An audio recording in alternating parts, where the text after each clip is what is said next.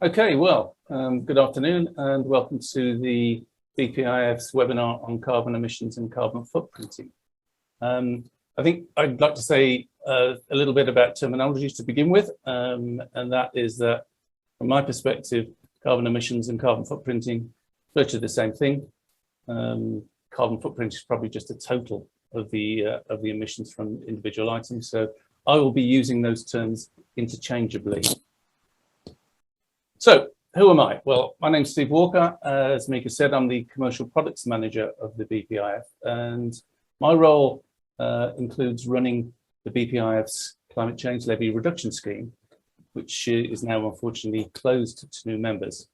But I also sit on the board of ClimateCalc, which is the European print-specific online carbon calculator.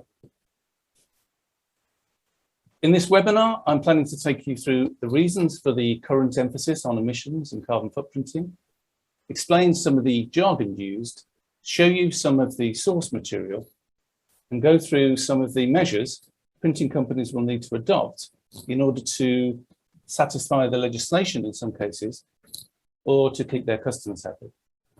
And finally, to go through some of the tools that are available to help you. I'll be joined by Greg Self from Carbon Co, and they take a slightly different approach to the BPIF. And this will really give you an idea of the range of options that are available for you. And as it's Greg's day job, he's the ideal person to answer any difficult, complicated or awkward questions. If you're okay with that, Greg. I was doing a bit of research recently and was surprised to see how far back the government have been publishing advice on environmental reporting. The other thing is it hasn't changed much since they started it. But recently, both Greg and I have seen an enormous increase in the demand for information about how to measure emissions, how to compile a company or product footprint, and basically all things concerning emissions. So why the sudden interest? Well, it seems that a combination of Greta, David Attenborough, and the pandemic have suddenly changed the public perception of all things environmental. And this is starting to influence their purchasing decisions. So many of your customers will be desperate to demonstrate their own green credentials in order to capitalize on this and to increase sales. And of course, the printing industry itself will also be trying to do the same thing. Maybe more significantly, however, the government has committed itself to a net zero carbon target by 2050 and introduced SECA, the Streamlined Energy and Carbon Reporting Regulations, which require larger companies to report annually on their environmental performance. A combination of these things, therefore, seems to have prompted the recent rush of requests from the industry's customers to supply carbon emissions data. So what exactly is the industry being asked to provide? Well, that really varies from customer to customer. But there are guidelines out there on what companies should report. And of course, for those companies who are large enough to be caught by SECA, there are specific reporting requirements. The main guidelines on what and how to report are the International Greenhouse Gas Protocol and the UK's Environmental Reporting Guidelines. Now, the environmental reporting guidelines lean heavily on the protocol, but they also tell you everything you need to know about SECA. Now, both of these are easily downloadable, and they really are a must for anybody who's taking the subject seriously. I'll just show you them, just so you can familiarize yourself with them. That's the Greenhouse Gas Protocol. These varying forms. There's been quite a few forms of them. And this is the environmental reporting guidelines. And as I say, it includes the Streamlined Energy and Carbon Reporting Guidance. Now, there's 152 pages of that. But if you're going to concentrate on either the protocol or this, I would recommend you have a look at this one, because one, it's UK specific, and two, it talks about SECA.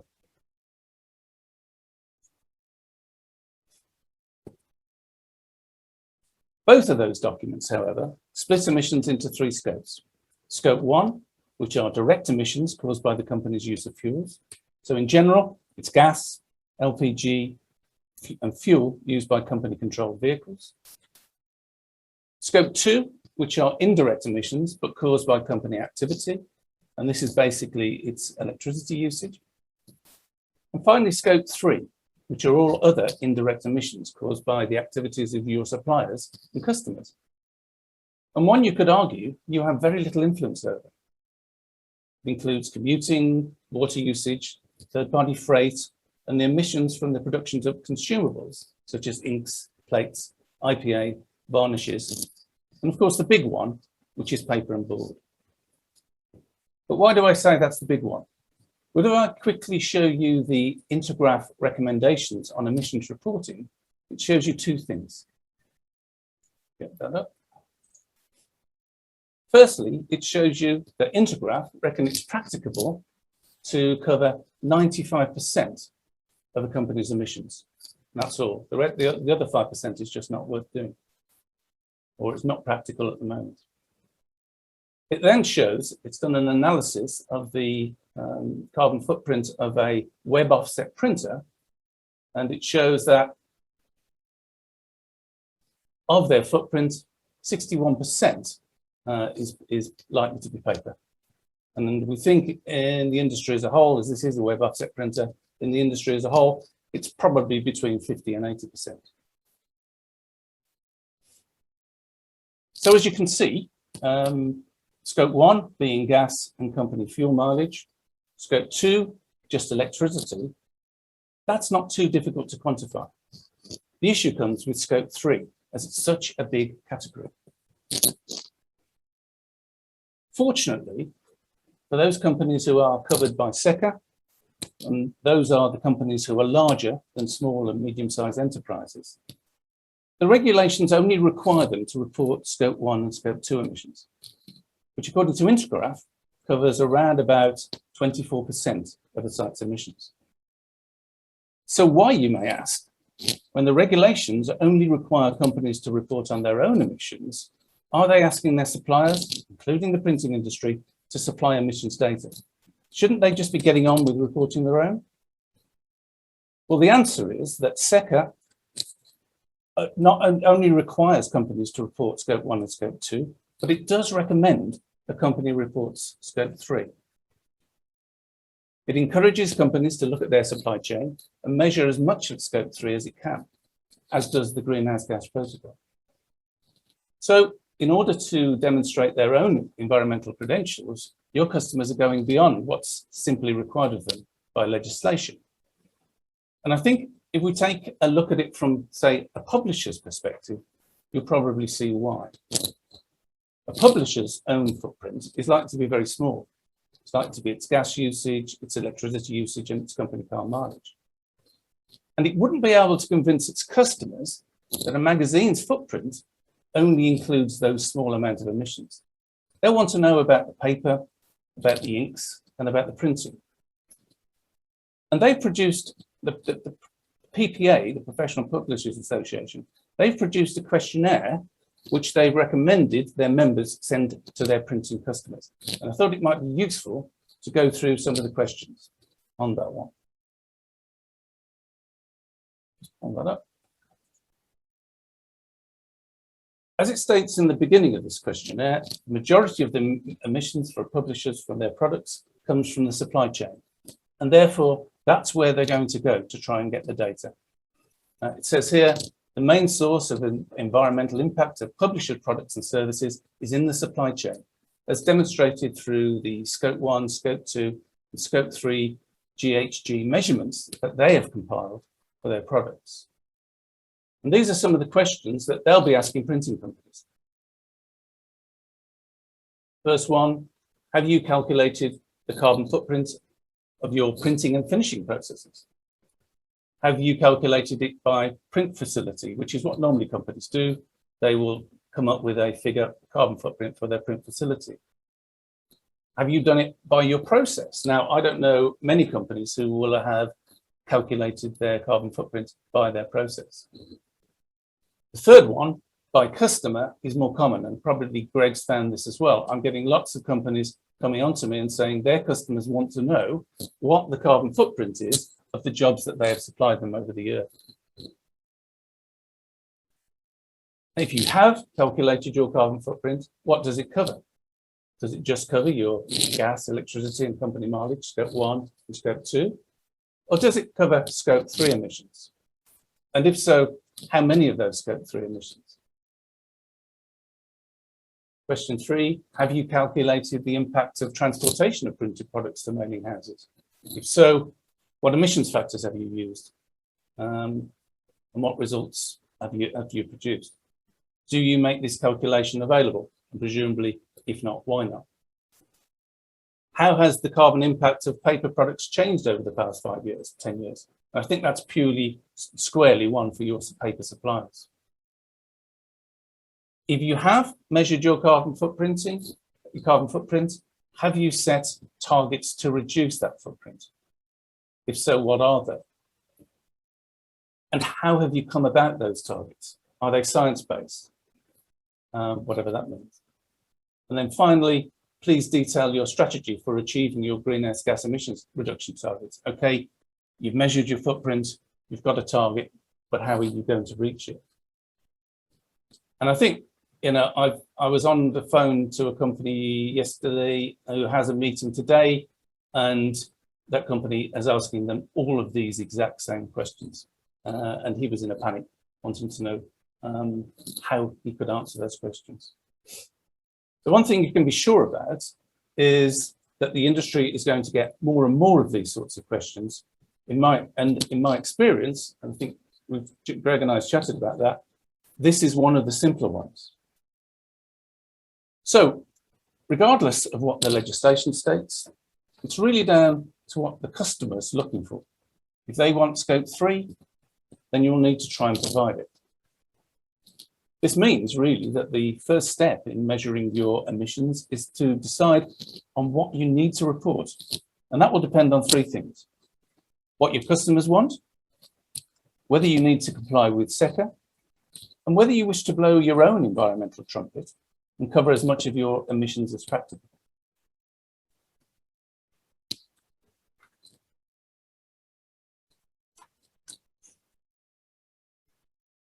Slides. So once you've made that decision, how much of the scopes are you going to cover? It's a case of measuring your annual consumption.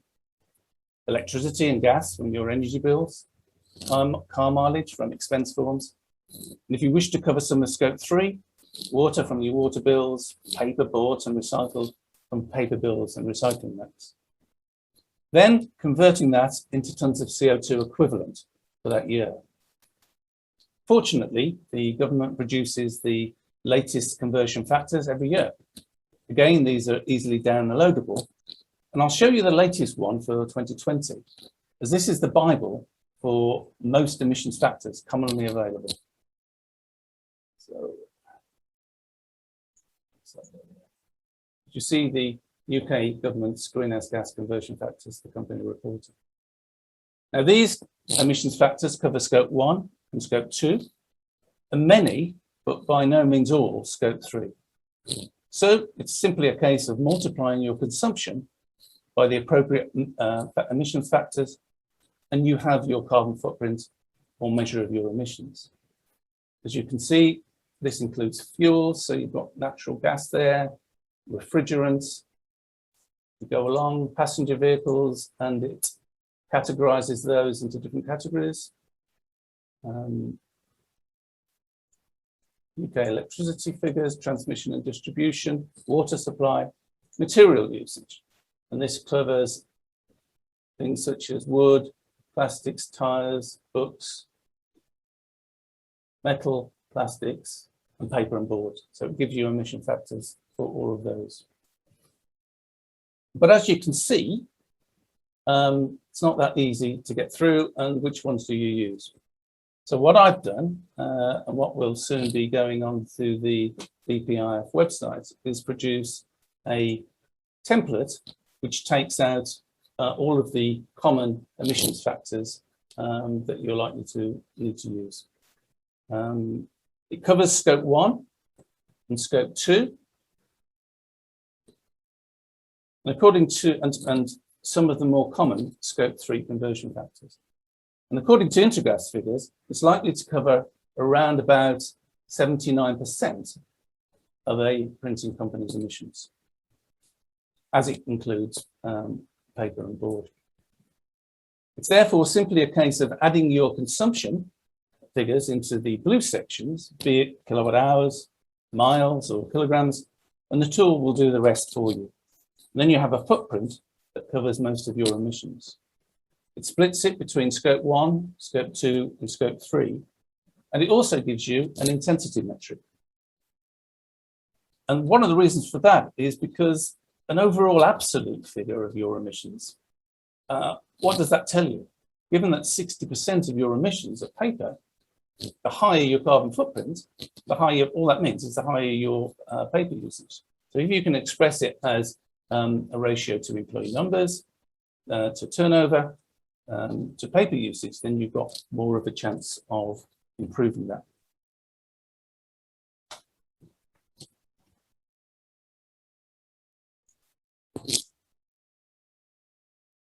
As mentioned in the introduction, the BPIF is a member of ClimateCalc, which has taken a little bit more rigorous approach to measuring printing companies' emissions than my template.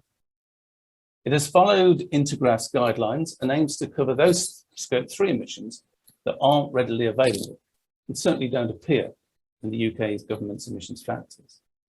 This includes many print consumables, and it's verified by SGS to cover 95% of a printing company's emissions. It does this by covering the 13 recommended parameters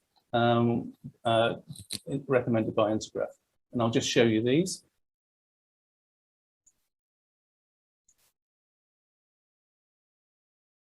Most of these you can find in the UK government's emissions factors. However, some you won't, such as productions of inks and varnishes, production of IPA and cleaning agents, and the production of aluminium plates. So a little more rigorous than you can get from the UK government's greenhouse gas emissions figures. Now, it gets these figures from the EcoInvent Lifecycle website and lifecycle analysis undertaken by European universities, for which it has to pay. So there is an annual fee for the service, which depends on the size of the company and whether you take the standard or the basic model. The standard requires you to input all the consumable data for the 13 parameters, and it's therefore quite time consuming. But you are covering most of your emissions and it is verified. The basic model uses industry averages and worst case data and is very simple to use. All you have to input is electricity consumption and gas consumption, tons of paper bought and tons of paper recycled, and the number of employees you have, and the tool does the rest. It gives you a scope 1, scope 2, and scope 3 emissions.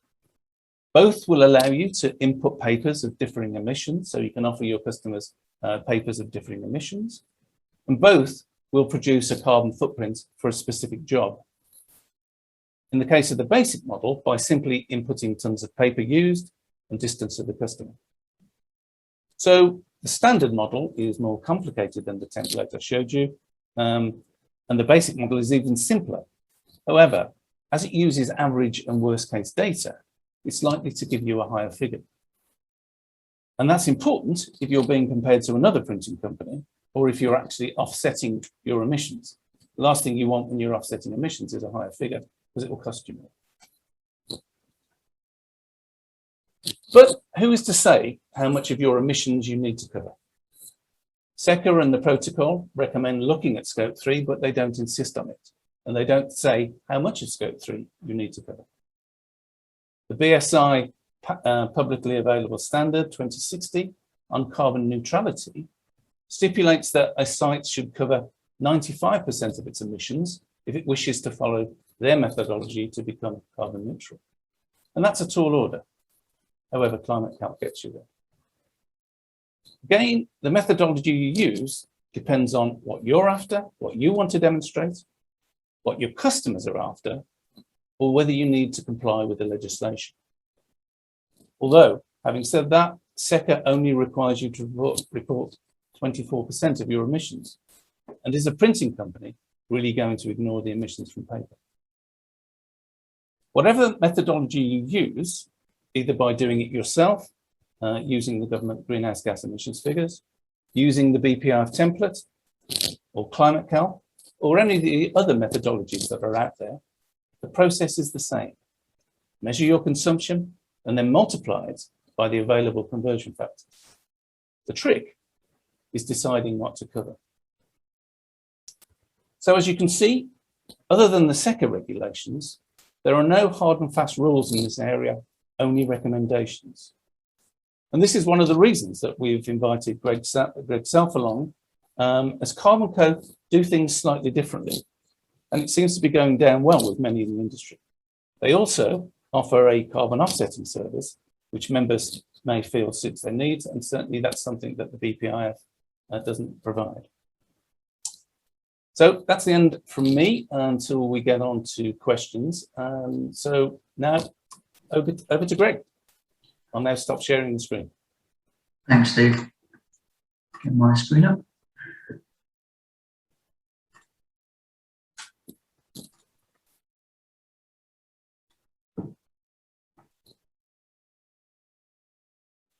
Hopefully you can see my first slide.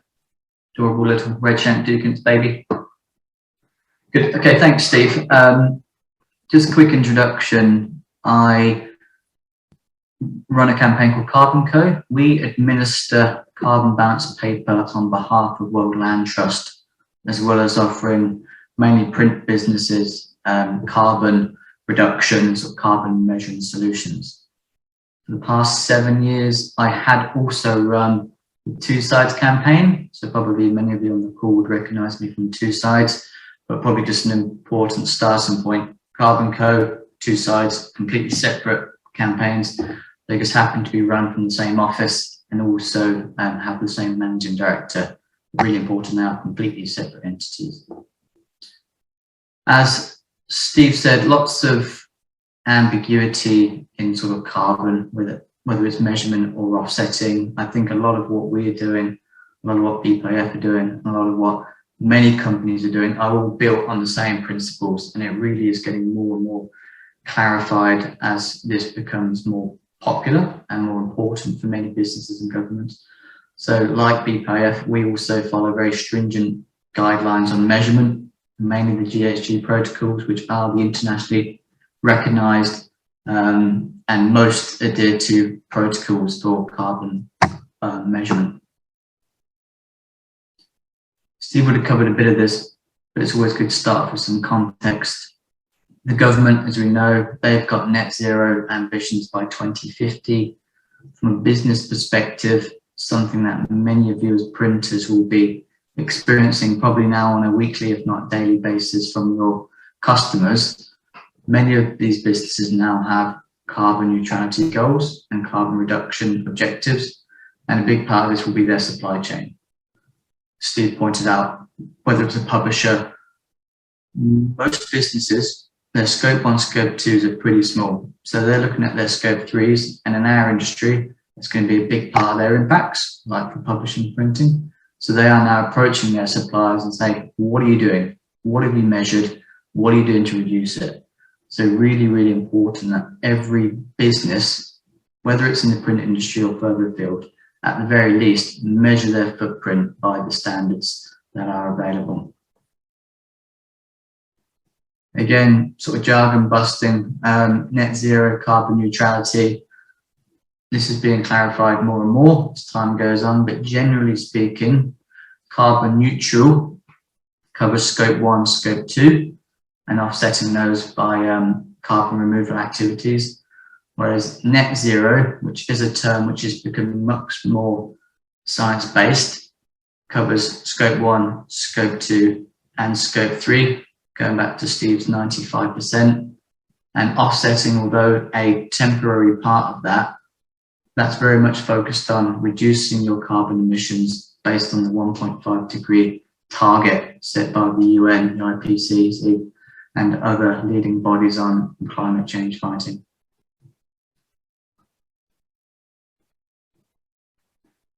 Carbon offsetting, it is becoming more and more popular. Estimates project that it's currently worth about $900 million a year. By 2030, it's expected to be about $50 billion a year.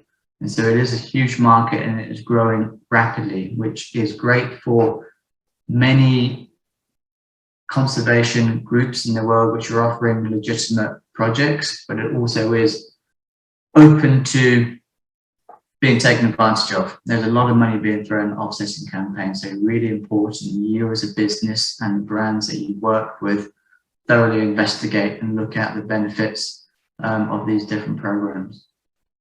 Some examples: afforestation schemes, reforestation, preserving existing forests through recognised schemes such as REDD, and that's what I'll come on to shortly. Renewable energy projects, cooking projects, lots and lots of different activities which are being offered in the market about how you can offset your emissions through investing in these schemes.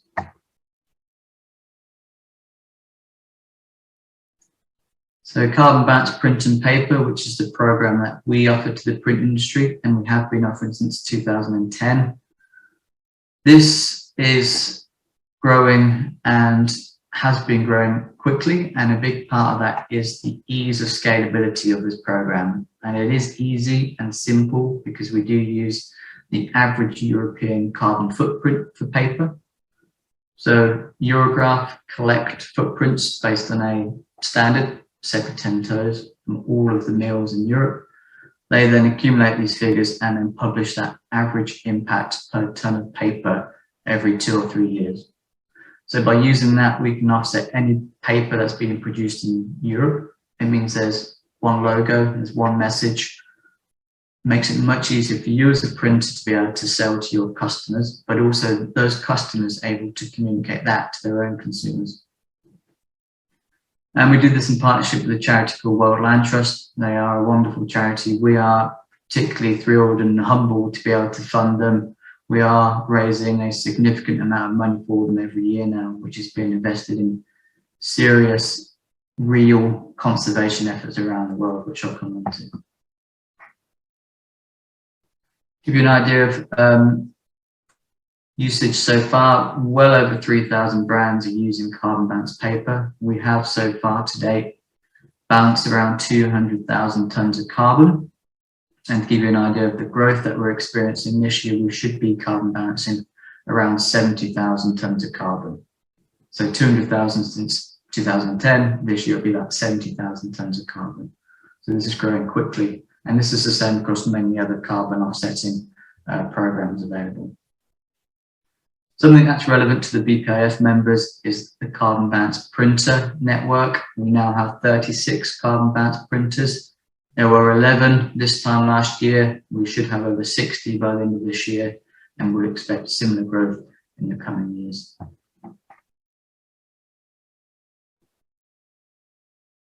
So we work with a charity called World Land Trust, and you can't mention World Land Trust without mentioning its key patron, Sir David Attenborough, who says of the charity, the money given to them, in his estimation, has more effect on the wild world than almost anything you can think of.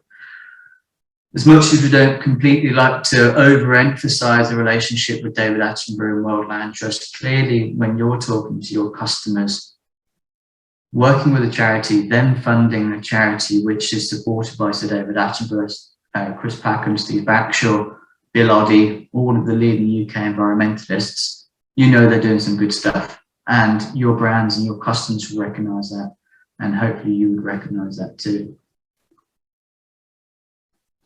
I won't go into massive amount of detail about the individual projects that we are funding World Land Trust to carry out, but to give you a summary of the work that they do, all of the Carbon Bounce projects are REDD+, so this is reducing emissions from deforestation and forest degradation.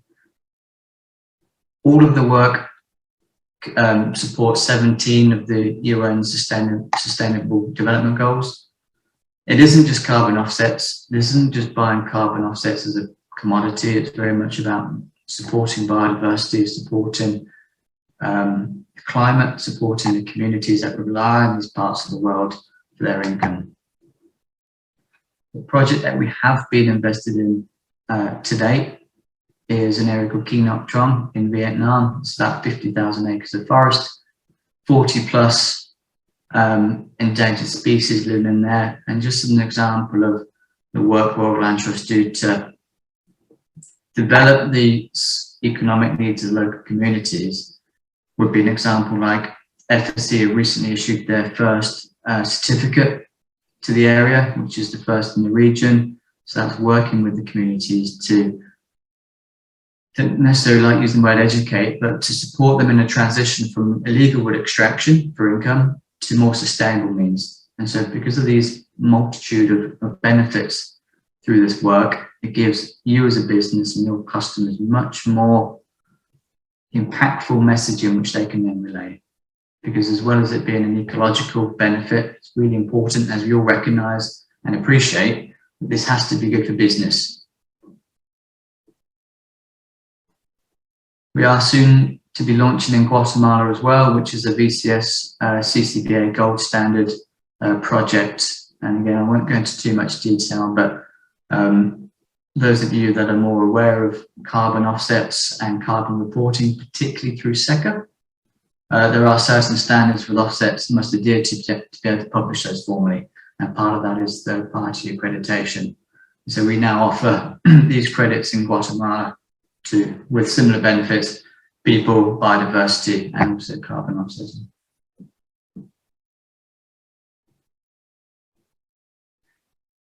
So carbon balance printers, these are effectively carbon neutral printers.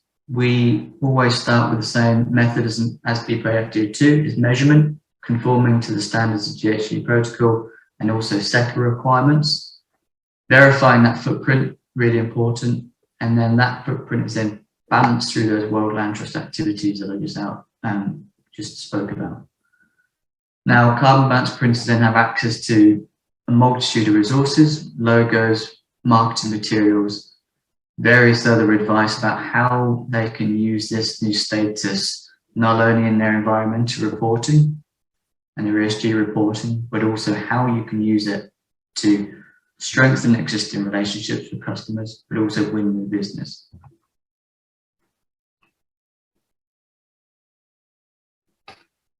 So 36 carbon balance printers currently, this is growing. They range from small printers to some of the largest printers. Very pleased to have recently welcomed some of the country's biggest printers too. This is open to any printer, but it does start with measuring, looking at the footprint, seeing how it compares to the average, and then working with you to help reduce that footprint over a defined period of time.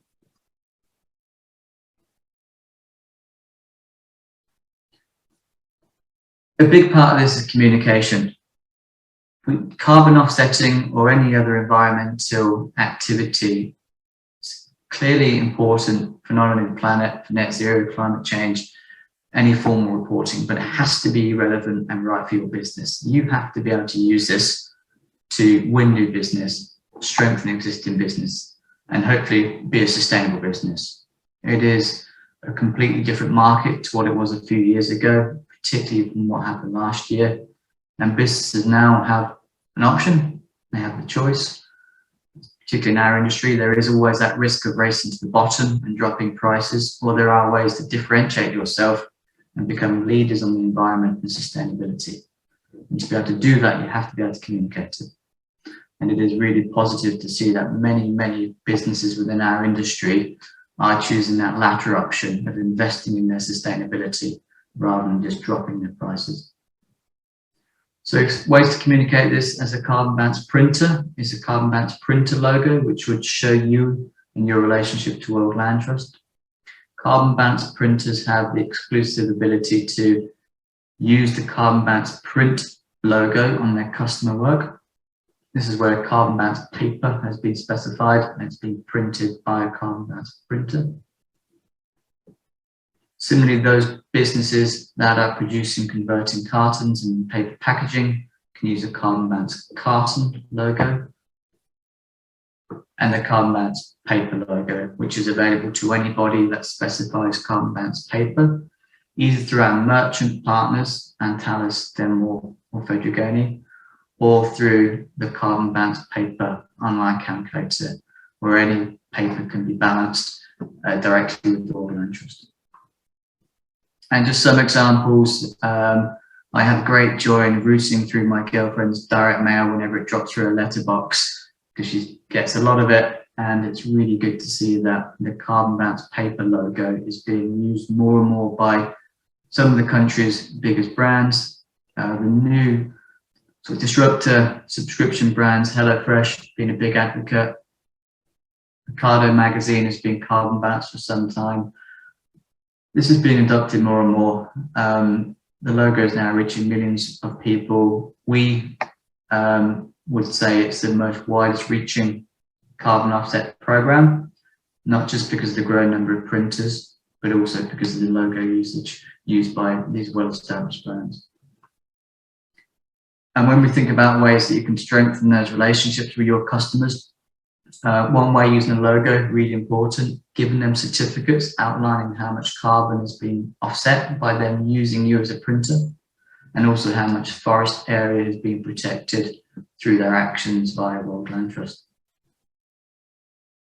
And then thinking about other ways how you can reward these customers, be it annual roller banners or other marketing materials outlining how much they've offset, PR opportunities, press releases, giving them that information, how much carbon they've offset, how much forest they've protected, locks them into you as a supplier. There's a great example down at the bottom right from Neal's Yard, who we all would recognise as one of the leaders in sustainable business practices. And on their website, nice and clearly on their sustainability page, what they're doing through World Land Trust. And that information is being supplied to them by their supplier, by their printer, and it really helps lock that customer into that printer. And communication, really important that you're able to market this. We know that many in the industry are stretched with communication resources, so we produce a lot of materials to make things easier for you to be able to tell your customers about your carbon balanced journey and actions, be it brochures, infographics, videos, and other digital tools, all available to co-brand by the Carbon Balance printers. And thinking about prospecting for new businesses, really, really important. Coming back to what we do, supporting these printers is giving them advice and guidance about how to make this successful, how to get a return on investment with this. And there should be, and there are many, many tangible examples about printers that have won significant contracts or retained significant contracts almost exclusively because of their relationship with World Land Trust and what they can offer these customers. So think about new businesses, trying to identify carbon reducing businesses. Many of them publish their activities, as we looked at the start. Thinking about who else you might contact in these businesses, no longer the print buyer, but also how we can talk to CSR directors, sustainability managers. All of these individuals now are having a massive impact in the strategic direction of these businesses.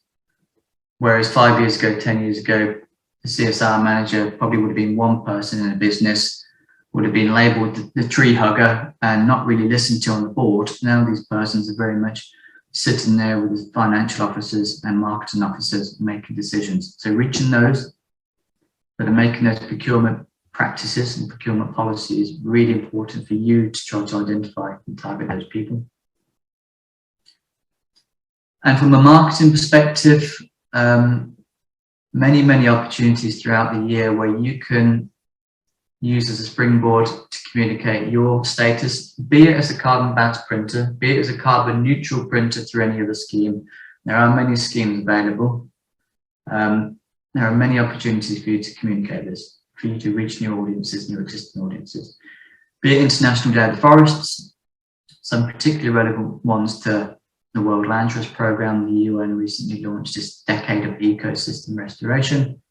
And what is it that World Land Trust do? We restore ecosystems. And so there's literally a whole decade of activity spearheaded by the UN, which you should be really trying to tap into and make the most of.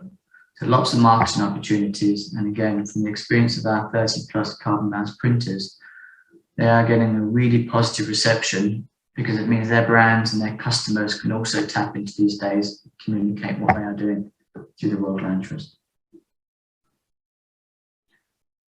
So that's carbon balanced print and paper in a bit of a nutshell. The work World Land Trust do is broad and quite complex. They are working in 25 countries. They are working with local entities in all of these countries. And like us, they're experiencing a great amount of interest and increase in the uptake of what they offer. And so I think to hear from them directly, we will be holding a seminar next month with World Land Trust involved in that. I'll make sure that Mika sends out the invitation and hear from them directly about what they are doing. There's no better way to hear from the activity and the benefits, what they are investing in, is to hear it from them directly. But that's very much about the benefits of carbon print and paper. I didn't want it to be too salesy and too over focused on our program. Difficult not to. We would say that this is the program to back, but it is important to look at other schemes available that are on the market. So thank you very much for listening. I think we'll go to questions at some stage when you're ready, Steve, and happy to answer anything that you might have. Hi everyone, so this is the Q&A section. So if you have any questions for Steve or Greg, do place them in the chat box. At the moment, we have 2 questions from Gary Jones. So the first one is there an easy way to calculate Scope 3 emissions from printing operations? I think the second question as well in the chat box that I've seen is also relatively similar as well, isn't it? Yeah. Do you want to read that out again, because I haven't got it up? That is the second. Yeah, so the second question following that is there a database of carbon emission factors for print and input materials, e.g. paper, ink, coatings, and equipment, e.g. sheet fed, litho press, flexo press, etc.? Well, I think the answer is that it depends which, certainly to the first question, depends which Scope 3 emissions you're talking about. The UK greenhouse gas emissions factors give some Scope 3 emissions, and the one for paper, I note that the Carbon Code don't use, because the one that they use, is it right, Greg, is lower than the UK one, and most companies actually buy their paper from Europe anyway, so that's a rationale for doing that. So other than the Scope 3 emissions that are in the UK greenhouse gas emissions factors, the rest really, things like inks, things like plates, varnishes and IPA, really that's from purchased sources. You can get it if you sign up to Climate Calc, because that's what they use to produce it, but they've had to pay for those from EcoInvent website and from Life Cycle Analysis. So I don't know of any other way other than going through Climate Calc, and perhaps I think Climate Partner as well claim to be print specific. I don't know any other places where you can find an easy list of emissions factors for those areas. I don't know whether you've got any comment, Greg?